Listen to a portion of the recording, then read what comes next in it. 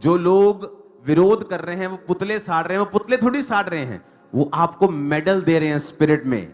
वो आपके लिए गोल्ड मेडल है, सिल्वर मेडल है वो आपका। मैं भी एक इंसान हूं, हमें भी कई बार गुस्सा आता है। मैं नहीं कहता अगर तेरे पाप माफ हो गए तो तेरी सजा खत्म हो जाएगी, क्योंकि कानून तेरे को अपने हिसाब से अब देखेगा। लेकिन आजा यीशु मसीह के पास। वो था तो नहीं इस चर्च का, पर मैं उसे इनविटेशन देता हूं। कोई आपको बोलता है आप धर्म बरते हैं, साबित करने दो। कोई बोलता है आपने 25 लाख दिया, साबित करने दो। अपने हाथों को उठाओ। जीसस क्राइस्ट आपके जीवन से सारे शैतान के बंधनों को तोड़े। याद रखो, हमारा मकसद खुदा के नाम के लिए जीना है। जब इस मकसद में कोई और मकसद जुड़ जाएगा तो मुश्किलें आएंगी, और वो शैतानी होंगी, परमेश्वर की ओर से नहीं। विरोध कभी भी शैतानी नहीं है। विरोध तो हमें बढ़ाने और आपको ब्लेस करने के लिए होता है। अपने हाथों को उठाओ। जो कुछ आज मैं सुनूं, मैं 100 गुना फलों को लेके आऊं। प्रभु यीशु मसीह के सामर्थ्य नाम में हम मांगते हैं। यीशु मसीह के पकड़वाए जाने के बाद जब उन्हें पेश किया गया तो राजा ने कहा कि अगर तू चाहे तो सारे इल्जाम तेरे यही कहने से झूठे साबित हो जाएंगे कि नहीं, ऐसा नहीं है, क्योंकि इनमें से एक भी चीज का प्रूफ नहीं है। पर जीसस क्राइस्ट ने कहा बात ये नहीं है, मैं आया ही इसलिए हूं कि मैं मारा जाऊं, गाड़ा जाऊं और फिर अपनी मर्जी से अपना प्राण दूं और अपनी मर्जी से वापस लूं। और वचन कहता है कि जब वो तीसरे दिन मुर्दों में से जी उठा, फिर वो अपने चेलों को दिखाई देता रहा। जब वो अपने चेलों को दिखाई देता रहा और फिर पहाड़ पर 40 दिन प्रचार करने के बाद उसने अपने चेलों को इकट्ठा किया और उन्हें बहुत इंपॉर्टेंट बातों को बताया। परमेश्वर ने कहा कि मैंने तुम्हें आज्ञा दी है कि यरूशलेम को ना छोड़ो, वरन पिता की प्रतिज्ञा के पूरी होने की बाट जो हो, जिसकी चर्चा तुम मुझसे सुन चुके हो। अब जीसस ने कहा पवित्र आत्मा तुम पर आएगा और उसके बाद एक काम होगा कि तुम यरूशलेम, यहूदिया, सामरिया और पृथ्वी की छोर तक मेरे गवाह बन जाओगे। ये था मास्टर प्लान जीसस क्राइस्ट का। क्या मास्टर प्लान था? कि जब पवित्र आत्मा तुम पर उतरेगा तो तुम धरती की छोर तक मेरे गवाह हो जाओगे। प्रेरितों के काम 2 अध्याय में जब आप पढ़ते हैं तो पवित्र आत्मा, जब वो 120 लोग प्रार्थना कर रहे थे तो उन पर उतरा। जब पवित्र आत्मा उन पर उतरा, सामर्थ उन पे उतरी, परमेश्वर का वचन पूरा हुआ। लोगों ने कहा तुमने शराब पी रखी है, तो पतरस उठा और लोगों को प्रचार किया। जब लोगों को उसने प्रचार किया तो उसमें से बहुत से लोग बपतिस्मा लेकर उस मंडली में मिल जाते हैं। अब जब हजारों लोग बपतिस्मा ले लिया तो लोगों की और जो रिलीजियस लीडर्स थे उनकी निगाह में आ गई ये चीज कि हमने ये सोचा था कि हम यीशु मसीह को मरवा देंगे और ये जो लोगों को अपने पीछे इसने लगाया हुआ है वो खत्म हो जाएगा। यीशु मसीह के जी उठने के बाद, उनके स्वर्ग में जाने के बाद, जब चेलों ने वही पवित्र आत्मा के मिशन को जारी किया और जब पवित्र आत्मा उतरा तो उस दिन 3000 आदमियों ने एकदम से बैप्टिज्म लिया। 3000 आदमी बहुत होते हैं, और एक दिन में जब 3000 लोगों ने बपतिस्मा लिया तो वो लोगों की निगाह में फिर आए। जब आप 3 बाब को पढ़ते हैं तो उसमें पतरस ने एक लंगड़े भिखारी को चंगा किया।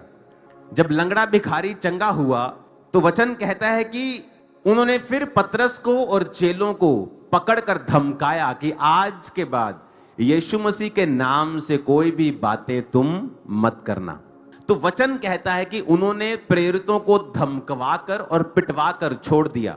तो वचन कहता है कि जब प्रेरित वापस आए तो उन्होंने आकर परमेश्वर से प्रार्थना की कि परमेश्वर उनकी धमकियां देख और अपने दासों को यह वरदान दे कि तेरा वचन हियाव के साथ सुना सकें, और चंगा करने के लिए तो अपने हाथ बढ़ा ताकि चिन्ह और चमत्कार परमेश्वर यीशु मसीह के नाम से किए जाएं। जब ये सारा कुछ हो रहा था तो वचन कहता है कि विरोधी उठे और उन्होंने कलीसियाओं को धमकाना शुरू किया। जब कलीसियाओं को धमकाया गया तो बाइबल कहती है स्तिफनुस नामक एक इवेंजलिस्ट का कत्ल कर दिया गया, जो खाना बनाने के लिए चुना गया था। पर वो उन 7 लोगों में से था जो पवित्र आत्मा से परिपूर्ण थे, जो खाने की ड्यूटी भी करते थे चर्च में, लेकिन जब प्रीच करते थे तो उनके द्वारा चिन्ह और चमत्कार भी होते थे। और वचन कहता है कि उसको जब मार दिया गया तो शाऊल उनके वध में सहमत था, और लोगों ने, गवाहों ने अपने कपड़े शाऊल के कदमों में रख दिए कि वो सहमत था, उसकी निगाह में सब कुछ हुआ था। अब जब आप अगली बापों को पढ़ते हैं, जब आप 6 बाप को 7 बाप को आपने पढ़ लिया तो स्तिफनुस उस समय खत्म हो गया। जब 8 बाप शुरू होता है तो वचन कहता है कि अब शाऊल जिसने एक व्यक्ति को मरवाया था, अब वो पूरी कलीसिया में फिरने लगा और पूरी कलीसिया को पकड़कर लोगों को घरों से बाहर निकालता था और उनको बांधता था और उनको जेल करवाता था। और वचन में लिखा है कलीसिया तितर बितर हुई, प्रेरितों को छोड़कर बाकी सब कलीसियाएं तितर बितर हुई, विश्वासियों के ऊपर उसने अटैक किया। अब वचन कहता है कि जब कलीसिया तितर बितर हुई तो वो जहां तितर बितर हुई वहां जाकर सुसमाचार सुनाने लगे। और वचन कहता है उस वजह से जो सुसमाचार था वो यरूशलेम के बाहर गया। यरूशलेम के बाहर सुसमाचार नहीं जा रहा था। प्रेरित उठते थे, प्रचार करते थे, 3000 लोग मिलते थे। वो 3000 लोगों की प्रॉपर्टी सांझे में थी। लोग अपने मकानों को बेचकर, प्रॉपर्टियां बेचकर चर्च में लाते थे। चर्च से वो पैसा खाने में, चर्च के सिस्टम में, काम में इस्तेमाल होता था। और कोई भी अपनी चीज को साझा, सब साझे में रखते थे। किसी का मकान बन रहा है, किसी का कर्जा उतर रहा है। और परमेश्वर का वचन था कि तुम लोग, जब पवित्र आत्मा उतरेगा तो तुम यरूशलेम और यहूदिया और सामरिया और देश के, पृथ्वी के छोर तक तुम मेरे गवाह होंगे। अपने उस वचन को पूरा करने के लिए परमेश्वर ने विरोध का इस्तेमाल किया। कई बार आपकी लाइफ में जब विरोध होता है, इसलिए मैंने कहा विरोध के बदले विरोध मत करो। जो लोग विरोध कर रहे हैं वो पुतले साड़ रहे हैं, वो पुतले थोड़ी साड़ रहे हैं, वो आपको मेडल दे रहे हैं स्पिरिट में। वो आपके लिए गोल्ड मेडल है, सिल्वर मेडल है वो आपका। वो कोई खराब चीज थोड़ी है वो। लेकिन जब आप अपना मेडल दूसरे को वापस कर देंगे, वो खराब चीज है। कि उन्होंने साड़ा, एक मैंने साड़ दिया, हमें वापस नहीं करना अपना गोल्ड मेडल। कि वही तो निशानी है कि बाइबल कहती है उन्होंने प्रेरितों को बुलवाकर धमकाया और उन्होंने कहा यह काम तो हमसे नहीं हो सकता कि जो कुछ हमने परमेश्वर से सुना है और देखा है वो हम ना बोले।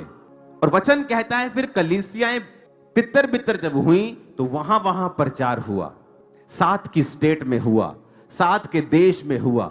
धीरे धीरे धीरे वो प्रचार बढ़ता गया। फिर पौलुस जो विरोधी था, इमेजिन करो अगर उसको मार दिया होता तो आज ये पत्रियां भी हम पढ़ नहीं रहे होते। और वचन कहता है कि कलीसिया ने उसको परमेश्वर के हाथों में सौंपा। एज ए ह्यूमन बीइंग आपको गुस्सा आता है, मैं भी एक इंसान हूं, हमें भी कई बार गुस्सा आता है। लेकिन बाद में जब अब आप वचन पे कॉन्सेंट्रेट करते हैं, आप ध्यान लगाते हैं कि स्पिरिचुअल रीजन क्या है, आत्मिक रीजन क्या है, तो आपको मालूम होता है। 2022 में पंजाब में हर बंदा यीशु मसीह के बारे में नहीं जानता था, लेकिन 2022 में एक धुआंधार यीशु मसीह के खिलाफ प्रचार हुआ। ऐसे नेगेटिविटी फैला दी गई क्रिश्चियंस के बारे में, क्राइस्ट के बारे में, प्रीस्ट के बारे में, पास्टर्स के बारे में, कैथोलिक प्रीस्ट के बारे में, पेंटिकोस्टल प्रीस्ट, सबके बारे में उन्होंने ये किया है, ये किया है, ये किया है। लेकिन क्या हुआ? जिसने यीशु मसीह के बारे में नहीं सुना था उसने सुना। क्यों लोग वहां आते हैं? क्योंकि जिसको यीशु मसीह मिल गया उसकी लॉटरी लगी, उसे किसी पैसे की जरूरत नहीं है। क्या है पैसे की औकात यीशु मसीह के सामने? जिस व्यक्ति के बेबी नहीं था 40 साल से, उसके सामने पैसा रखेंगे, पैसे को लेगा कि बेबी को लेगा? जो कैंसर से मर रहा है वो पैसे को लेगा कि हीलिंग को लेगा? जिसके मन में शांति नहीं है, पैसा भी है, सेहत भी है, पैसे को लेगा कि यीशु मसीह की शांति को लेगा? जब यीशु मसीह के वचन के बारे में समझ आती है तो आपको भी यह बात समझनी है कि परमेश्वर आपकी लाइफ के दुखों को आपको स्ट्रॉन्ग करने के लिए इस्तेमाल करते हैं हमेशा। 2004 में 5 में मुझे क्यों फास्टिंग करनी पड़ी इतनी? क्योंकि शैतान के अटैक्स इतने ज्यादा थे मेरी लाइफ में। और मैं आपको बताता हूं कि जो एक्सपीरियंस स्पिरिट का 2005 में और 4 में मैंने परमेश्वर में किया, खासकर 5 में, उसकी वजह से आज मैं परमेश्वर में खड़ा हूं। क्योंकि मुझे मालूम था कि जो क्राइस्ट ने मेरे साथ किया है ये दुनिया की कोई ताकत मेरे साथ नहीं कर सकती थी। अगर आप बुद्धिमान नहीं होंगे तो लोग आपकी पॉपुलैरिटी का फायदा उठाएंगे। कभी भी नाम लेकर किसी की बात ना करो, हमेशा मसीह विरोधी कहकर लोगों की बात करो। यही तो वो चाहते हैं कि वो मशहूर हों, उस मशहूरी का जो आपके ऊपर है उसका वो फायदा उठाएं। क्योंकि क्रिश्चियनिटी की अगर आप बात करोगे तो हर देश तक बात पहुंचेगी। Very cheap way to be popular. लेकिन आपको बुद्धिमान बनना है। आपको यह समझना है कि आप किसी की गिरफ्तारी पर रीले मत चलाएं, खुश ना हो, सुसमाचार फैलाएं, चुप भी ना हो, वचन को फैलाएं सोशल मीडिया के ऊपर, वचन बताएं लोगों को, सच्चाई बताएं, अपनी गवाहियां शेयर करें, अपने एक्सपीरियंस शेयर करें। नशा छोड़ा तो वो शेयर करे। गाली निकालने से, किसी को डाउन करने से, किसी को कुत्ता बोलने से, बिल्ला बोलने से नथिंग विल हैपन, कुछ नहीं होगा। और आपकी स्पिरिट नहीं है ये। मैं भी विश्वासी की लाइफ में रहा हूं। मैं तो इतना कड़क विश्वासी, इतना ऐसा मैं विश्वासी था कि लोगों को पीटने तक मैं पहुंच जाता था अपने पास्टर के लिए, क्योंकि अपने पास्टर से मुझे इतना प्यार होता था।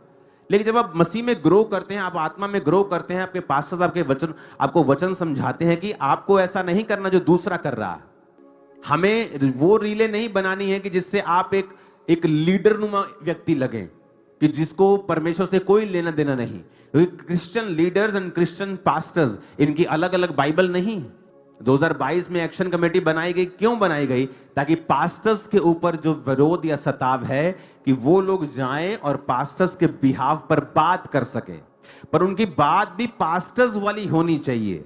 ये कोई राजनीतिक प्लेटफॉर्म नहीं है कि किसी को सीट चाहिए कि वो इस कमेटी में आए और फिर इंटरनेट पे दिखाई देना शुरू हो लगातार और बाद में उसे सीट में कन्वर्ट कर ले। ये उस चीज के लिए नहीं है। और जब आप उस चीज के लिए इसे यूज करेंगे तो डिसग्रेस आपको फील होगी कि आपके द्वारा काम नहीं हो रहा है, आप जो चाहते हैं वो आप हासिल नहीं कर पा रहे हैं। क्योंकि पहले हमने इसी तरह से कार्य किया है कि इसका कोई भी राजनीतिकरण नहीं हुआ। आप क्रिश्चियन राजनीति के खिलाफ नहीं हैं, मैं नहीं हूं। आप बनना चाहते हैं कुछ बने, लेकिन चर्चिस के प्लेटफॉर्म को आप यूज नहीं कर सकते हैं। चर्च राजनीति से परे है। वो उस व्यक्ति को भी उसी निगाह से देखती है जिसने उसका फायदा नहीं किया है। जो हर पार्टी की अगर वो चर्च में आएगी तो उसकी प्रार्थना करेगी, चाहे वो क्रिश्चियंस हो, चाहे वो हिंदू हो, चाहे वो सिख हो, चाहे वो मुस्लिम, कोई भी हो, क्योंकि उसका काम है प्रार्थना करना। उसका काम ये नहीं कहना लोगों को इसको वोट देना है, इसको देना है। तो एक्शन कमेटी का काम क्या है कि वो पास्टर्स, क्योंकि पास्टर्स प्रार्थना में हैं, वो प्रेयर में हैं, वो अपने स्पिरिचुअल कामों में हैं, वो नहीं जाके प्रशासन से बात कर सकते। अगर वो करेंगे बाकी काम कौन करेगा? तो वो एक रिप्रेजेंटेटिव हैं कि वो जाएं, और उस समय एक मौका होता है। आप किसी अधिकारी से बात करेंगे, आप सुसमाचार फैलाएंगे कि देखो जी मैं नशे करता सी, मैं आज परमेश्वर दे विच आ, मैं कमेटी वालों तक ना गल करन आया, मैं देखो जी मैं पाप में था, मैं देखो जी मैं एक व्यभिचारी था, मैं समाज में चोरी करता था। आप जब गवाहियां देंगे तो वो टाइम टेस्टिमनी देने का है, विरोधियों को भी, अन्य जातियों को भी, लोगों को भी बताने का है कि हम आपसे प्यार करते हैं, बावजूद आप हमसे नफरत करें, हमारा प्यार आपके लिए बना रहेगा। आज दुनिया कैसी है आपको मालूम होना चाहिए। कोई बंदा किसी के कोई पाप कर बैठा और उसके अपने लोगों ने कहा ये हमारे धर्म का नहीं है, ये तो उस धर्म का है, ये हमारे धर्म का नहीं है। मैं सोच रहा था काश उस बंदे से बात करने का मौका मिले, क्योंकि वो है नहीं हमारी चर्च का, तो मैं उसको बताऊं कि देख, एक पापी की इस जगत में कोई हैसियत नहीं, और यीशु मसीह तेरे पाप माफ करने के लिए क्रूस पे चढ़ा है। मैं नहीं कहता अगर तेरे पाप माफ हो गए तो तेरी सजा खत्म हो जाएगी, क्योंकि कानून तुझे को अपने हिसाब से अब देखेगा, लेकिन आजा यीशु मसीह के पास, तेरे पाप तो माफ हो। कोई बात नहीं, जितना भारी गुनाह तूने किया है, अब कानून जो करेगा वो तो करेगा ही, लेकिन कम से कम तू नरक की आग से तो बच जाएगा, कम से कम बाकी का जीवन तेरा शांति में तो गुजर जाएगा। और यही तो जीसस ने कहा है कि मैं पापियों के लिए आया हूं, पापियों को शर्मिंदा करने के लिए नहीं, उन्हें गले से लगाने के लिए आया हूं। वो था तो नहीं इस चर्च का, पर मैं उसे इनविटेशन देता हूं कि खुदावंद में आजा, तेरे पाप माफ होंगे, पर परमेश्वर तुझे अनंत जीवन देगा, तेरे पाप माफ करेगा, और ताकि अगला जीवन जो तेरा हो वो दुखों से भरा हुआ ना हो। इसलिए मैंने कहा कि जीसस क्राइस्ट आपके पड़ोसी नहीं, वो आपकी माँ है, और वो आपको साफ करेंगे। आप कितने भी बड़े भारी गुनाहों में क्यों ना हो, वो आपको क्लीन करेंगे। यही तो मसीह जिंदगी है। कलीसिया क्या है? उन लोगों का समूह जो पापी थे, जो व्यर्थ थे, जो तुच्छ थे, जो रिजेक्टेड थे, उनको परमेश्वर ने चुना है। अगर तुम्हें अपने लोगों ने रिजेक्ट कर दिया तो जीसस क्राइस्ट के पास आओ, वो तुम्हें रिजेक्ट नहीं करेगा, वो तुम्हें ताना नहीं देगा, तुम्हें मारेगा नहीं, तुम्हें कहेगा अब फिर से पाप मत करना, ऐसा ना हो इससे भी भारी मुसीबत तेरी जिंदगी में आए। पौलुस कहता सबसे बड़ा पापी मैं हूं कि मैंने जीसस की कलीसिया को सताया था। पतरस कैसा व्यक्ति था कि उसने कान काट दिया था, परमेश्वर का इनकार कर दिया था, फिर भी परमेश्वर उसके पास गया और कहा, पतरस क्या तुम मुझसे प्यार करता है? उसको त्यागा नहीं, उसको छोड़ा नहीं। मैंने एक विश्वासी के रूप में अपनी लाइफ में बहुत से दिन देखे जब मैं कंफर्ट से बाहर जिया मैं, लेकिन उन्हीं दिनों में परमेश्वर आपको बेस्ट बनाता है, स्ट्रांग करता है, वचन पर आपको सुदृढ़ करता है। मुसीबतों के दिनों में, परीक्षाओं के दिनों में ही आप एक्चुअल में परमेश्वर से मसा पाते हैं। तो इन दिनों को ब्लेस्ड दिन समझो, क्योंकि ये वो दिन है जहां सुसमाचार जो आपके प्रचार से नहीं जहां तक हो रहा है, वहां विरोध से वहां तक भी जाएगा और जा रहा है। क्या हुआ पंजाब में 2022 के बाद? आज हर व्यक्ति यीशु मसीह के बारे में जानता है। मानता या नहीं मानता बात अलग है। हम कोई कन्वर्ट करने वाले नहीं कि हर बंदे को क्रिश्चियन बनाना है। मैं हर बंदे को क्रिश्चियन बनाने नहीं आया हूं। जीसस ने नहीं कहा हर बंदे को क्रिश्चियन बनाओ। उसने कहा प्रचार करो, लोगों को मन फिराने के लिए कहो। अगर वो नहीं फिराएंगे तुम्हारी आशीष तुम्हारे पास लौट आएगी। तुम्हारा काम थोड़ी है, तुम कोई एजेंट थोड़ी हो। तुम्हारा काम है प्रचार करना। यीशु ने कहा जिस घर में तुम जाओगे उनको आशीष देना। अगर उनकी आशीष के काबिल वो नहीं होंगे, आशीष तुम्हारे पास वापिस आ जाएगी। आपका काम है यीशु मसीह के बारे में बताना कि लोग पापों से मन फिराएं। और यही हमारी आवाज है, आपकी आवाज है, हम सब की आवाज है, हमारी मतलब पूरी चर्च की आवाज। यही मेरा प्रचार है, यही जीसस का प्रचार है, यही आपका प्रचार होना चाहिए कि मन फिराओ। जीसस ने कहा, उसने कन्वर्ट होने के लिए, कुछ करने के लिए, दूसरों को निंदा करने के लिए, दूसरे धर्म को नीचा करने के लिए, दूसरे की इंसल्ट करने के लिए उसने कभी नहीं कहा। आप चुप ना रहें, अपनी गवाहियों को शेयर करें सोशल मीडिया के ऊपर, अपने एक्सपीरियंस शेयर करें, ब्लेस करें उन विरोधियों को। इमेजिन करो कितना सुसमाचार फैलेगा। अगर वो गाली दे रहे हैं, आप नीचे गाली दे रहे हैं, वो रील बना रहे हैं, आप भी एक गंदी सी रील बना रहे हैं, और आप मेरी फोटो लगा के आप गाने गुने डाल के रीलें बना रहे हैं, विरोधियों को ऐसा कर दिया। ये चीज सही, मुझे इरिटेशन होती है ऐसी रीलें देख, मेरा बेचैन, मैं इसलिए मैं देखता ही नहीं हूं फोन। अब उनकी मिस्टेक नहीं है, वो उनका हार्ट अच्छा है। अगर मैं उनकी जगह होता 2005, तो मैं आपको बता सकता हूं मेरे पास्टर के लिए मैं क्या क्या करता रहा हूं। मतलब लोगों को गले पकड़ लेता था, मैं ऐसा एग्रेसिव था अपने पास्टर्स के लिए। लेकिन धीरे धीरे आप समझते हैं कि मुझे एक हायर काम के लिए परमेश्वर ने चुना है। अपने पास्टर से प्यार करो, अपने लोगों के लिए खड़े रहो, चर्च के लिए खड़े रहो, और खुदावंद इस चीज के लिए आपको बरकत देगा और आपको बढ़ाएगा भी। इसलिए आपने हमेशा देखा होगा कि लाख आए लाख गए, हम खड़े के खड़े हैं। आपकी अपनी मिस्टेक के अलावा आपको कोई हिला नहीं सकता। आप जीसस का काम करेंगे, लोग बोलेंगे, उन्हें साबित करने दें। कोई आपको बोलता है आप धर्म बरतें, साबित करने दो। कोई बोलता है आपने 25 लाख दिया, साबित करने दो। वो थक जाएंगे और साबित नहीं कर पाएंगे, क्योंकि सच्चाई को किसी डिफेंडर की जरूरत नहीं। सच्चाई अपने आप में बहुत है, अकेली काफी। और वचन कहता है झूठ पल भर का होगा और सच्चाई सदा बनी रहेगी। तो अगर ये सच्चाई है तो बनी हुई, 2000 साल से बनी हुई, उससे पहले भी ये सच्चाई थी, तब भी बनी थी, अब भी बनी हुई है, फ्यूचर में बनी रहेगी। आज सरकारें कबूल कर रही हैं परमेश्वर के नाम को शरिया, देश कबूल कर रहे हैं, वापिस आ रहे हैं। यूरोप के बहुत से लोग क्रिश्चियनिटी में, गूढ़ी क्रिश्चियनिटी में वापिस आ रहे हैं। और मैं आपको बता रहा हूं, ये प्रोफेटिक वर्ड मैं रिलीज करूंगा 2026 के लिए। आप लोग क्रिश्चियन, पंजाबी क्रिश्चियन यूरोप में बेदारी का कारण होंगे आने वाले सालों में, क्योंकि क्रिश्चियन कमेटी को भी, ग्लोबल कमेटी को भी मैं एक्सपेंड करने वाला हूं।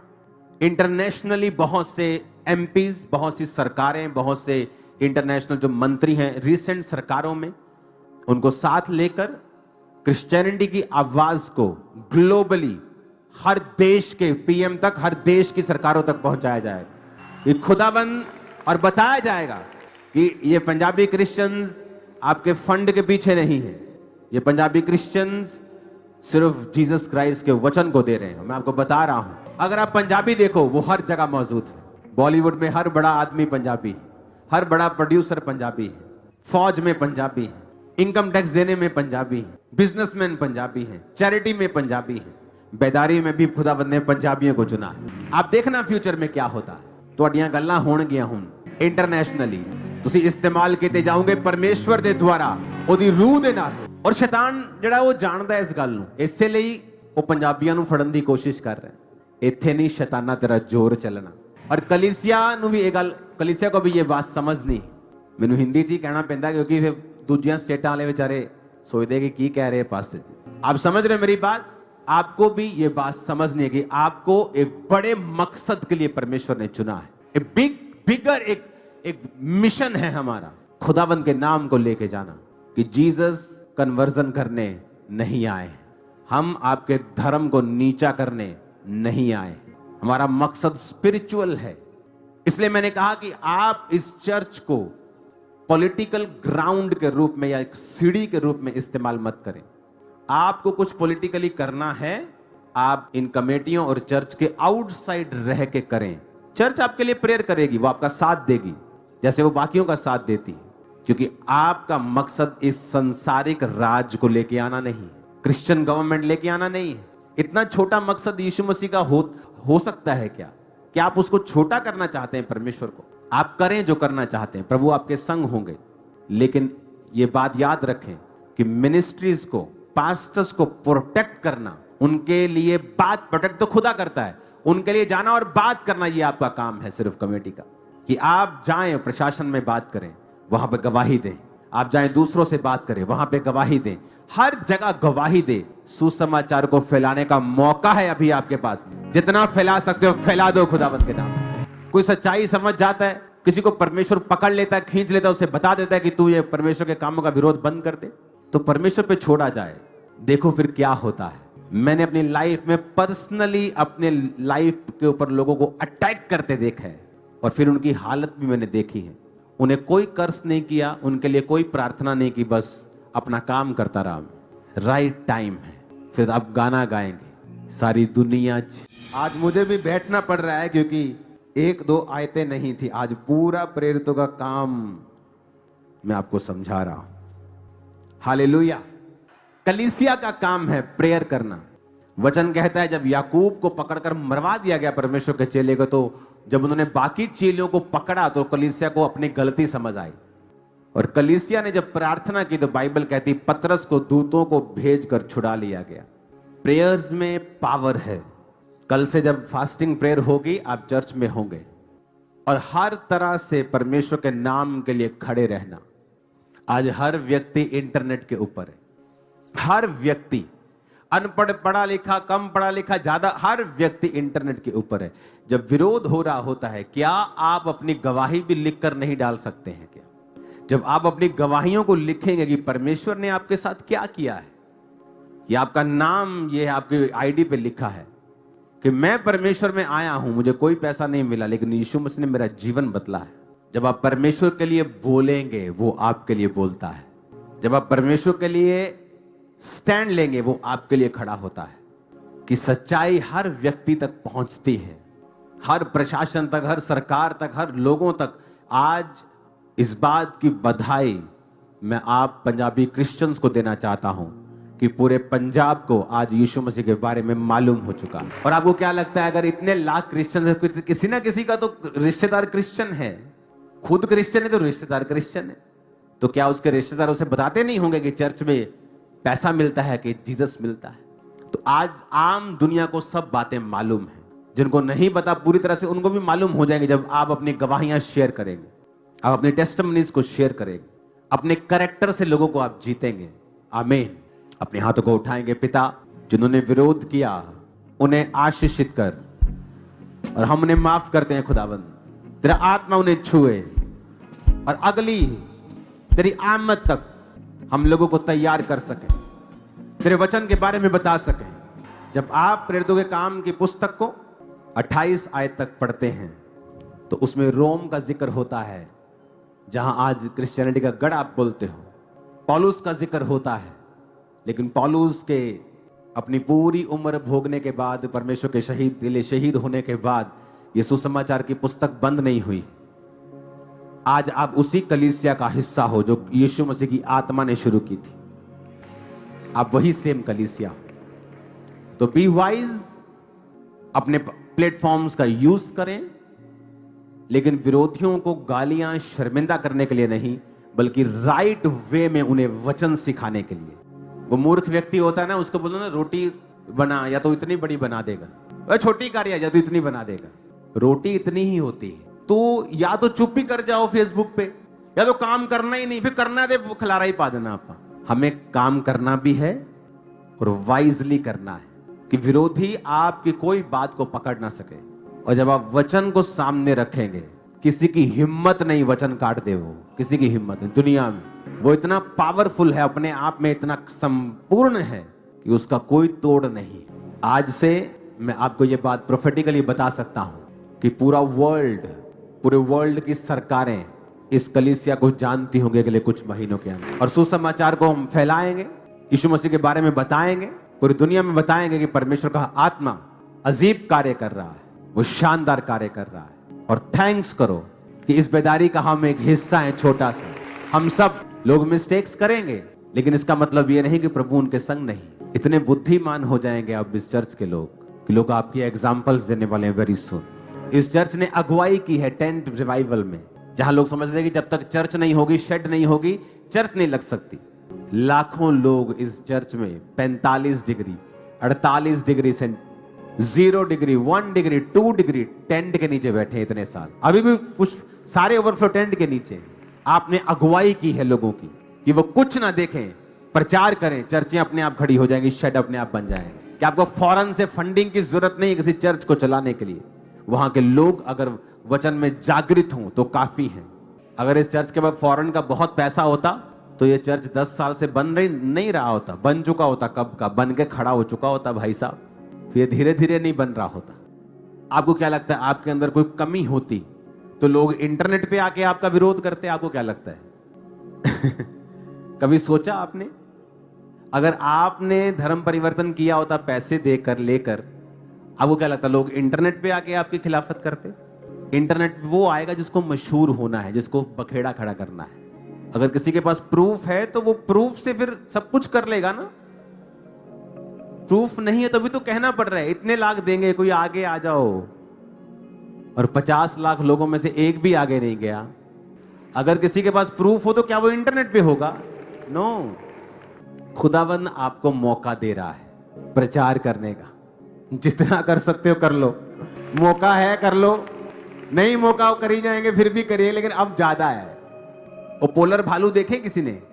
जब सीजन आता है ना तो इतना खाते हैं, उनका वेट 400 किलो तक हो जाएगा, उससे भी बड़ा कितना वेट हो जाता है उनका। जब सीजन चला जाता है तो उनका वेट कम होता रहता है। तो ये सीजन होता है कई बार एक्स्ट्रा प्रचार करने का। अरे यार ये सीजन है, काट लो रूहों को जितना काट सकते हो। जब सीजन खत्म हो जाएगा प्रचार तो फिर भी चलता रहेगा। तो सीजन को समझना चाहिए, it is a right season. अपने इंटरनेट, ये खुदा की कमांड है, नहीं पूरी करोगे तुम पे। अपना फेसबुक, अपना यूट्यूब, अपना इंटरनेट प्रचार से और गवाहियों से भर दो। आज भर दो, जहां आपको यीशु मसीह के बारे में पोस्ट मिले। चलो आज से फिर देखते हैं कि कौन कौन अपनी गवाहियों को शेयर करता है। मैं आपको बता रहा हूं खुदा का बहुत काम होगा।